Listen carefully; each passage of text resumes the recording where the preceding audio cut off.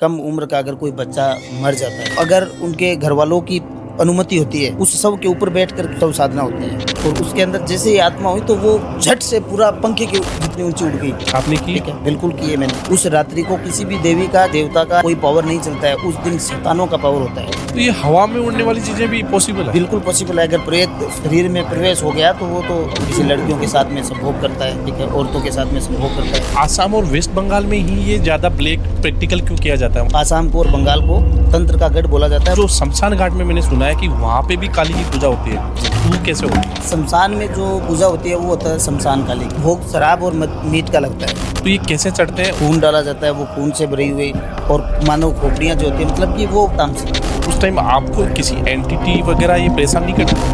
7 साल पहले की बात बताता हूँ। मैं बंगाल के अंदर ये सीखता था अपने गुरुजी के साथ। वहाँ की एनर्जी इतनी पावरफुल एनर्जी है, वहाँ पर अलग अलग रूपों में आवाज आती है। जब सीधी करते हैं हम, बाहर से रोकने की कोशिश करते हैं कि ये व्यक्ति इसमें सक्सेस ना हो जाए। हम कर्म पे बैठते हैं तो हमारे एक कवच बनता है, सुरक्षा कवच। अच्छा, कार लगाना? हाँ, कार लगाते हैं जिसे बोलते हैं। उस चक्कर से अगर हम बाहर आ गए चलते क्रम में तो वो एंटिटी हमारे ऊपर अटैक कर सकती है। वहाँ पे मैं कर्म कर रहा था और मेरे पीछे से औरतों की आवाजें आ रही है, पायल की आवाजें आ रही है, बहुत सारी बिल्लियां हैं वो रो रही हो, भग के आ रही है मेरी तरफ, जैसे ही मेरे को मार के चली जाएगी।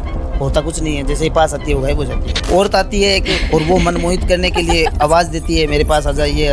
एक मिट्टी का बर्तन होता है, भोग होता है, वो भोग रखा जाता है। वो 4 रास्ते जहाँ से प्रॉपर प्लस बनता हो वहीं पे वो चीज मतलब की लगती है भोग, और उसके ऊपर से फर्स्ट इंसान गुजरता है तो वो एंटिटी उसके पीछे हो जाए।